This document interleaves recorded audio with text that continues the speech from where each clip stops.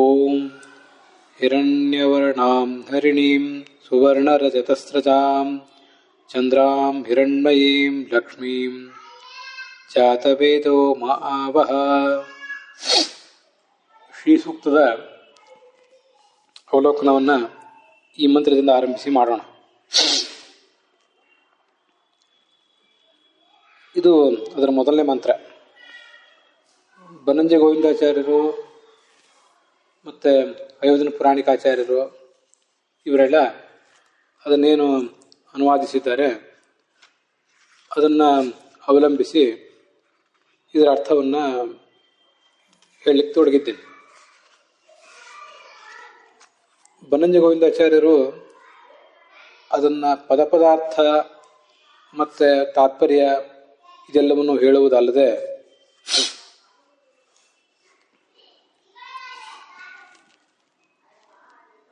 ಅದರ ಕನ್ನಡದ ಶ್ಲೋಕ ರೂಪದಲ್ಲಿ ಕೂಡ, ಪದ್ಯ ರೂಪದಲ್ಲಿ ಕೂಡ ಅದನ್ನು ಶ್ರೀ ಸೂಕ್ತವನ್ನು ಹೊಸದಿಟ್ಟಿದ್ದಾರೆ. ಅದಕ್ಕಾಗಿ ಪ್ರತಿಯೊಂದು ಮಂತ್ರದ ಬಳಿಕ ಅದನ್ನು ಕೂಡ ಓದುವ ಪ್ರಯತ್ನ ಮಾಡ್ತೇನೆ. ಮೂಲಕ್ಕೆ ಹೊಂದಾಣಿಕೆ ಆಗುವಂತೆ ಮೂಲದ ಶಬ್ದಗಳು ಎಷ್ಟಿವೆಯೋ ಹೆಚ್ಚು ಕಡಿಮೆ ಅಷ್ಟೇ ಶಬ್ದಗಳನ್ನು ಒಳಗೊಂಡಂಥ ತುಂಬ ಸುಂದರವಾದಂಥ ಕನ್ನಡದ ಪದ್ಯ ರೂಪ ಅದು. ಬಣ್ಣ ಪುತ್ಥಳಿ ಚಿನ್ನ ಹರಿಯವಳ ಮನದನ್ನ, ಬಂಗಾರ ಬೆಳ್ಳಿ ಹಾರ ಕೊರಳಲ್ಲಿ, ಚಂದ್ರನೊಲು ಚಂದ ಸೊಗದಂದ ಲಕುಮಿ, ಜಾತವೇದನೆ ತಾರ ನನಗವಳ ಹರಕೆ. ಜಾತವೇದ ಅಂತ ಭಗವಂತನನ್ನ ಪ್ರಾರ್ಥಿಸ್ತಾ ಇರೋದು. ಭಗವಂತನೇ ನನಗೆ ಆ ಲಕ್ಷ್ಮೀದೇವಿಯನ್ನ ತಂದುಕೊಡು, ಅವಳ ಸಾನ್ನಿಧ್ಯವನ್ನು ನನಗೆ ಕೊಡು ಅಂತ ಅಲ್ಲಿ ಪ್ರಾರ್ಥನೆ ಇದೆ.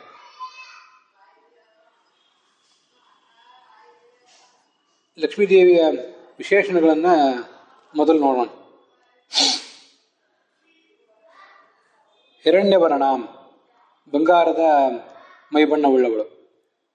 ಹರಿಣಿ, ಹರಿ ಅಂದರೆ ಭಗವಂತ, ಹರಿಣಿ ಅಂದರೆ ಅವನ ಅರ್ಧಾಂಗಿನಿ. ಅಷ್ಟೇ ಅಲ್ಲ, ದಾರಿದ್ರ್ಯವನ್ನು ಅಪಹರಿಸುವವಳು ಕೂಡ. ಈ ಹಿಂದೆ ನಾವು ಅದನ್ನು ನೋಡಿದ್ದೇವೆ. ಪರಶುರಾಮ ರೂಪದ ಭಗವಂತನನ್ನ ನಾವಿಲ್ಲಿ ಪ್ರಾರ್ಥಿಸಿದಾಗ ಆತನ ಪತ್ನಿ ಹರಿಣಿ. ಮತ್ತೆ ಹರಿಣ ಅಂದರೆ ಜಿಂಕೆ. ಜಿಂಕೆ ಅಂತೆ ಕಣ್ಣುಳ್ಳಂಥವಳು. ಮೃಗಶಾವಾಕ್ಷಿ ಅಂತ ಸ್ತ್ರೀಯರನ್ನ ಜಿಂಕೆ ಕಣ್ಣಿನವಳು ಅಂತ ಸ್ತುತಿಸುವುದು ಪ್ರಸಿದ್ಧವೇ ಇದೆ. ಸುವರ್ಣ ರಜತಸ್ರಜಾಂ, ಬಂಗಾರದ ಮತ್ತು ಬೆಳ್ಳಿಯ ಆಭರಣಗಳನ್ನು ಧರಿಸಿದವಳು ಅಂತ ಒಂದು ಅರ್ಥ. ಮತ್ತೊಂದು, ಆ ಬಂಗಾರದ ಮತ್ತು ಬೆಳ್ಳಿಯ ಬಣ್ಣದ ತಾವರೆ ಮಾಲೆಯನ್ನು ತೊಟ್ಟವಳು ಅಂತ ಗೋವಿಂದಾಚಾರ್ಯ ಅರ್ಥ ಬರೆದಿದ್ದಾರೆ. ಹಾಗೂ ಆಗಬಹುದು, ಅಥವಾ ಬಂಗಾರದ ಮತ್ತು ಬೆಳ್ಳಿಯ ಆಭರಣಗಳನ್ನು ತೊಟ್ಟವಳು ಅಂತಲೂ ಕೂಡ ಆಗಬಹುದು. ಚಂದ್ರಾಂ, ಚಂದ್ರನಂತೆ ಆಹ್ಲಾದಕವಾದ ಸ್ವರೂಪ ಇದ್ದವಳು. ಹಿರಣ್ಮಯೀಂ, ಸುಖ ಸ್ವರೂಪಳಾದವಳು. ಸ್ವರೂಪ ಸುಖಾತ್ಮಕವಾದಂಥ ದೇಹ ಇದ್ದವಳು. ಭೌತಿಕ ದೇಹ ಅವಳಿಗಿಲ್ಲ. ಹಿರಣ್ಮಯಿ ಅಂದರೆ ಸಂಪತ್ತಿನ ದೇವತೆಯೂ ಹೌದು. ಲಕ್ಷ್ಮಿ ಅಂದರೆ ಸರ್ವಲಕ್ಷಣ ಸಂಪನ್ನಳಾದವಳು. ಅಂತಹ ಲಕ್ಷ್ಮೀದೇವಿಯನ್ನ ಜಾತವೇದ, ವೇದ ಪ್ರತಿಪಾದ್ಯನಾದ ಸರ್ವಜ್ಞನಾದ ಭಗವಂತನೇ, ನನಗೆ ನೀನು ಆವಹ ತಂದುಕೊಡು, ಅವಳ ಕರುಣೆ ನನ್ನ ಮೇಲೆ ಇರಲಿ ಅಂತ ಅವಳ ತಾತ್ಪರ್ಯ.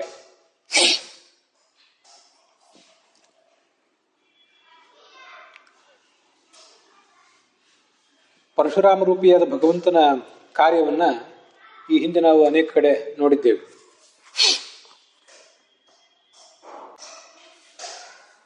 ಜಾಮದಜ್ಞಾದಿ ರೂಪವಾನ್ ಜ್ಞಾನಾದ್ಯುತ್ಪಾದಕ ಅಂತ ಭಾಗವತ ತಾತ್ಪರ್ಯ ಪರಶುರಾಮ ರೂಪದ ಭಗವಂತ ಜ್ಞಾನೋತ್ಪಾದಕ ಅಂತ ವರ್ಣಿಸ್ತದೆ. ಹೀಗೆ ಜಾತವೇದ ಸ್ವಯಂ ಸರ್ವಜ್ಞ, ಜಾತವೇದಾಶ್ಚ ಸರ್ವವಿತ್ ಅಂತ ಭಾಗವತ ತಾತ್ಪರ್ಯ ಜಾತವೇದ ಶಬ್ದದ ಅರ್ಥವನ್ನ ಹೇಳ್ತದೆ. ಮತ್ತೆ ಆ ವೇದ ಅಂದ್ರೆ ಜ್ಞಾನ, ಆ ಜ್ಞಾನ ನಮಗೆ ಹುಟ್ಟುವುದು ಈ ಭಗವಂತನಿಂದ. ಇನ್ನೂ ಒಂದು ಅರ್ಥವನ್ನು ಕೂಡ ನಾವು ಮಾಡ್ಕೊಳ್ಬಹುದು. ವೇದ ಇರುವುದೇ ಭಗವಂತನನ್ನು ಪ್ರತಿಪಾದನೆ ಮಾಡಲಿಕ್ಕಾಗಿ. ಜಾತ ಅಂದ್ರೆ ಅದು ವೇದ ಉತ್ಪನ್ನ ಬೆಳಕಿಗೆ ಬರುವುದು. ವೇದ ವ್ಯಕ್ತ ಆಗಿರುವುದೇ ಭಗವಂತನನ್ನು ಪ್ರತಿಪಾದನೆ ಮಾಡಲಿಕ್ಕೆ. ಮತ್ತೆ ವೇದ ಅನ್ನೋ ಶಬ್ದಕ್ಕೆ ಒಂದು ವೇದ, ವೈದಿಕ ಸಾಹಿತ್ಯ, ಕೇವಲ 4 ವೇದಗಳು ಮಾತ್ರ ಅಲ್ಲ,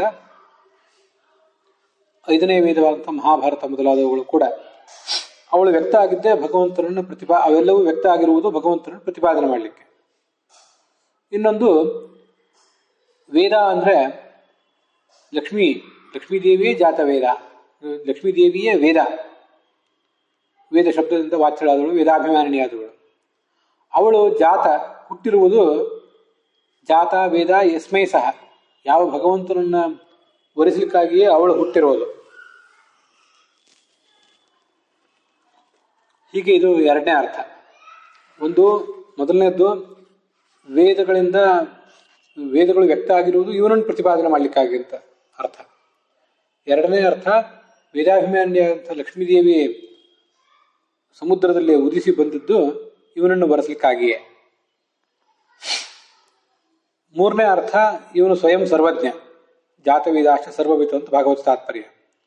ನಾಲ್ಕನೇ ಅರ್ಥ ವೇದಗಳು ನಮಗೆ ಬಂದಿರುವುದು ಇವನಿಂದಾಗಿ, ವೇದಗಳ ಜ್ಞಾನ ನಮಗೆ ಬಂದಿರುವುದೇ ಇವನಿಂದಾಗಿ. ಹೀಗೆ ಜಾತವೇದ ಅಂತಂದಕ್ಕೆ ನಾವು 4 ಅರ್ಥಗಳನ್ನು ಮಾಡಬಹುದು. ಪರಶುರಾಮ ರೂಪದ ಭಗವಂತ ಜ್ಞಾನದಾಯಕ, ಆದ್ರಿಂದ ಇಲ್ಲಿ ಪರಶುರಾಮ ರೂಪದ ಭಗವಂತನನ್ನು ಧ್ಯಾನಿಸ್ತಾ ಇದ್ದಾರೆ ಅಂತ ನಾವು ತಿಳ್ಕೊಂಡ್ರೆ ಅವನ ಪತ್ನಿ ಹರಿಣೀಪತಿಯೇ ಪರಶುರಾಮ. ಭಗವಂತನೇ ನಮಗೆ ಲಕ್ಷ್ಮೀದೇವಿಯ ಅನುಗ್ರಹವನ್ನು ನೀನು ಕೊಡಿಸಬೇಕು ಅಂತ ಪ್ರಾರ್ಥನೆ ಮಾಡುವುದಕ್ಕೆ ಮತ್ತೊಂದು ಕಾರಣವೂ ಇದೆ. ಈ ಪರಶುರಾಮ ರೂಪದ ಭಗವಂತ ಏನಿದ್ದಾನೆ, ಅಗ್ನಿಂತರ್ಗತನಾದ ಪರಶುರಾಮ, ಅವನು ಧನದ ದೇವತಾ ಅಂತ ಭಾಗವತ ತಾತ್ಪರ್ಯ ಹೇಳಿದೆ. ಧನಸ್ಯ ದೇವತಾ ವಿಷ್ಣು ಜಾಮದಗ್ನ್ಯೋಖಿಲೇಶ್ವರ ಸ ಶಂಕರ ಶರೀರೋತ್ಸ್ಥ ಯಜ್ಞೋಚ್ಛಿಷ್ಟ ಧನಾಧಿಪ ಅಂತ ಮಹಾಭಾರತ ತಾತ್ಪರ್ಯ ನಿರ್ಣಯದಲ್ಲಿ ಆಶ್ವಮೇಧಿಕ ಪರ್ವದ ನಿರ್ಣಯವನ್ನು ಹೇಳುವಾಗ ಆಚಾರ್ಯ ಹೇಳಿದ್ದಾರೆ. ಪರಶುರಾಮ ರೂಪದ ಭಗವಂತನನ್ನ ಪಾಂಡವರು ಧ್ಯಾನಿಸಿ ಅಶ್ವಮೇಧ ಬೇಕಾದ ಸಂಪತ್ತನ್ನ ಸಂಗ್ರಹಿಸಿದರು ಅಂತ. ಆದ್ರಿಂದ ಜಾತವೇದನೆ ಪರಶುರಾಮನೇ ಲಕ್ಷ್ಮೀ ಮಾವಹ, ನೀನು ನನಗೆ ಧನ ಸಂಪತ್ತನ್ನು ಕೊಡಬೇಕು, ಹಾಗೆ ಜ್ಞಾನ ಸಂಪತ್ತನ್ನು ಕೊಡಬೇಕು ಅಂತ ಅವನನ್ನ ನಾವು ಕೇಳ್ತಾ ಇದ್ದೀವಿ.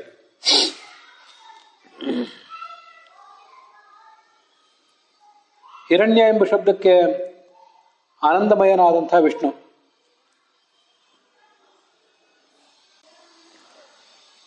ಹಿರುಕ್ ಸುಖಂ ಹಿರಣ್ಯಂ ಸ್ಯಾತ್ ಅಂತ ಭಾಗವತ ತಾತ್ಪರ್ಯ ಐತರೆಯ ಉಪನಿಷತ್ ಭಾಷ್ಯದಲ್ಲಿ ಆಚಾರ್ಯರು ಅದರ ಅರ್ಥ ಹೇಳಿದ್ದಾರೆ.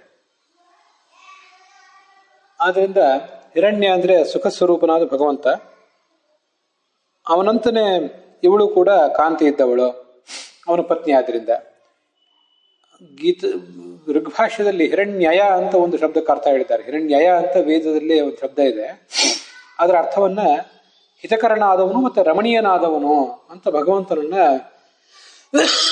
ಹಿರಣ್ಯಯ ಎಂಬ ಶಬ್ದದಿಂದ ವರ್ಣಿಸಿದ್ದಾರೆ. ಹಿರಣ್ಯಯ ಎರಡನ್ನೂ ಕೂಡ ಹೆಚ್ಚು ಕಡಿಮೆ ಒಂದೇ ರೀತಿಯಾಗಿ ನಾವು ಪರಿಗಣಿಸಿದರೆ ಅವನು ಹಿತಕರನಾದವನು ನಮಗೆ, ಮತ್ತೆ ರಮಣೀಯನಾದವನು ಕೂಡ. ಅವನಂತನೇ ಇವಳು ಕೂಡ ರಮಣೀಯನಾದವಳು, ಹಿತಕರಳಾದವಳು, ಅವನ ಪತ್ನಿ ಅಂತ ನಮಗೆ ಅರ್ಥ ಅದರಿಂದ ಸಿಗ್ತದೆ. ಇಲ್ಲಿ ಕೆಲವನ್ನ ನಾನು ನನ್ನ ಸ್ಮರಣದಿಂದ ಹೇಳ್ತಿದ್ದೀನಿ, ಕೆಲವನ್ನೆಲ್ಲ ಗೋವಿಂದಾಚಾರ್ಯ ಹೇಳಿದ್ದಾರೆ. ಹಿರಣ್ಯಂ ವಿಷ್ಣುರಾಖ್ಯಾತ ತಸ್ಯ ವರ್ಣಸ್ತು ವೈಷ್ಣವಿ ಲಕ್ಷ್ಮೀ ಹಿರಣ್ಯವರ್ಣೇತಿ ಶ್ರೂಯತೆ ಕನಕಪ್ರಭಾ. ಹಿರಣ್ಯಂ ಅಂದ್ರೆ ವಿಷ್ಣು. ಆ ಹಿರಣ್ಯ ಎಂಬ ಶಬ್ದವನ್ನು ಗಂಡಸರಿಗೆ ಇಡುವುದು ಅಸಹಜ ಏನಲ್ಲ ಆ ದೃಷ್ಟಿಯಿಂದ. ಅವನ ಪತ್ನಿಯಾದಂತಹ ಲಕ್ಷ್ಮಿಗೆ ಆದ್ದರಿಂದ ಹಿರಣ್ಯವರ್ಣ, ವಿಷ್ಣುವಿನಂತೆ ಮೈಬಣ್ಣ ಉಳ್ಳವಳು, ಅವನಿಗೆ ಸಮಾನವಾದಂತಹ ಅನುರೂಪವಾದಂತಹ ಮೈಬಣ್ಣ ಉಳ್ಳವಳು ಅಂತ ಅದರ ಅರ್ಥವನ್ನು ಹೇಳಬಹುದು. ಹರಿಣೀಂತು ಹರೇಃ ಪತ್ನಿ, ಹರಿಣಿ ಅಂದರೆ ಹರಿಪತ್ನಿ ಅಂತನೂ ಅರ್ಥ, ದಾರಿದ್ರ್ಯ ಅಪಹಾರಿಣಿ ಅಂತ ಅರ್ಥ. ಹರಿದ್ರಾಭ ಪ್ರಪದ್ಯೇಹಂ ಹರಿದ್ರಾಭಾಂ, ಅರಿಶಿಣದ ಕಾಂತಿ ಇದ್ದವಳು. ಹರಿಣಾಕ್ಷಿ, ಜಿಂಕೆಯಂತೆ ಕಣ್ಣುಳ್ಳವಳು. ಶ್ರೀರುಧೃತ್ವ ಹರಿಣಿ ರೂಪಂ ಅರಣ್ಯ ಸಂಚಾರ, ಯಾವುದೊಂದು ಪುರಾಣದ ಮಾತಾಡಿರ್ಬೇಕಿದ್ರು ಇದನ್ನು ಗೋವಿಂದಾಚಾರ್ಯ ಉದ್ಧರಿಸ್ತಾರೆ. ಜಿಂಕೆಯ ರೂಪವನ್ನು ತಾಳಿ ಅವಳು ಅರಣ್ಯದಲ್ಲಿ ಸಂಚರಿಸಿದಳು ಅಂತ ಕೇಳಿ ಬರ್ತದೆ.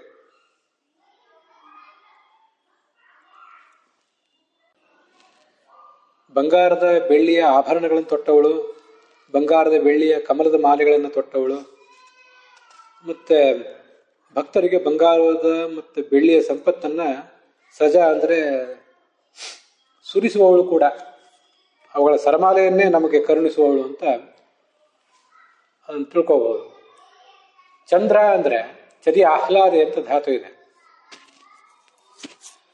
ಅದರಿಂದ ಆಹ್ಲಾದ ಕೊಡುವವಳು, ಬೆಳಗುವವಳು ಅಂತ ಅದರ ಅರ್ಥ. ಪೌರ್ಣಮಾಸ್ಯಾಂ ಚಂದ್ರಬಿಂಬೆ ಧ್ಯಾಯೇತ್ ಶ್ರೀ ಲಲಿತಾಂಬಿಕಾಂ ಅಂತ ಒಂದು ಮಾತು ಆಚಾರ್ಯದಲ್ಲಿ ಉದ್ಧರಿಸ್ತಾರೆ. ಹುಣ್ಣಿಮೆ ದಿವಸ ಚಂದ್ರಬಿಂಬದಲ್ಲಿ ಆ ಲಕ್ಷ್ಮೀದೇವಿಯನ್ನು ಧ್ಯಾನಿಸಬೇಕು ಅಂತ. ಚಂದ್ರಾಂತರ್ಗತಳಾದ ಲಕ್ಷ್ಮೀದೇವಿ. ಆದ್ರಿಂದ ಚಂದ್ರ ಅಂದರೆ ಚಂದ್ರ ಮಂಡಲದಲ್ಲಿರುವಂತಹ ಲಕ್ಷ್ಮೀದೇವಿ ಅಂತ ಇನ್ನೊಂದು ಅರ್ಥನೂ ಆಗ್ತದೆ. ಸೂರ್ಯಮಂಡಲದಲ್ಲಿ ಲಕ್ಷ್ಮೀದೇವಿ, ಅದರಲ್ಲಿ ಆ ಲಕ್ಷ್ಮೀದೇವಿಯಲ್ಲಿ ವಿಷ್ಣು, ಹಾಗೆಯೇ ಚಂದ್ರಮಂಡಲದಲ್ಲಿ ಲಕ್ಷ್ಮೀದೇವಿ, ಅವಳಲ್ಲಿ ಪರಮಾತ್ಮ. ಹೀಗೆ ಚಂದ್ರಮಂಡಲ ಅಂತರ್ಗತಳಾದವಳು ಮತ್ತು ಸೂರ್ಯಮಂಡಲ ಅಂತರ್ಗತಳಾದವಳು ಅಂತ ಹಿಂದೆ ಬಂದಿದೆ. ಚಂದ್ರಮಂಡಲ ಅಂತರ್ಗತಳಾದವಳು ಅಂತ ಈಗ ನಾವು ತಿಳ್ಕೋಬೇಕು. ಲಕ್ಷ್ಮಿ ಅನ್ನೋ ಶಬ್ದಕ್ಕೆ ಹಿಂದೆ ಕೂಡ ಒಂದು ಬಾರಿ ಅರ್ಥ ಹೇಳಿದ್ದೆ. ಜ್ಞಾನ, ಐಶ್ವರ್ಯ, ಸುಖ, ಆರೋಗ್ಯ ಇವೆಲ್ಲವೂ ಕೂಡ ಜಯ ಲಕ್ಷ್ಮ ಯಸ್ಯಾ ಸಮುದ್ದಿಷ್ಟಂ, ಇದೆಲ್ಲವೂ ಆಕೆಯ ಲಕ್ಷಣ. ಆಕೆ ಇದ್ದಲ್ಲಿ ಇದೆಲ್ಲ ಇರ್ತದೆ. ಆದ್ರಿಂದ ಲಕ್ಷ್ಮ ಅಂದರೆ ಲಕ್ಷಣಗಳು ಅಂತ ಅರ್ಥ. ಅವುಗಳೆಲ್ಲವನ್ನೂ ನಮಗೆ ಕೊಡುವಂಥವಳು, ಆ ಲಕ್ಷಣಗಳಿಂದ ತಾನು ಸಂಪನ್ನಳಾದವಳು. ಜಾತಂ ವಸ್ತು ಜಾತಂ ವೇದಯತಿ ಜಾತವೇದಾ, ವೇದಾಸ್ತದರ್ಥಂ ಜಾತಾಶ್ಚ ಜಾತವೇದಾಸ್ತತೋಷ್ಯಸಿ.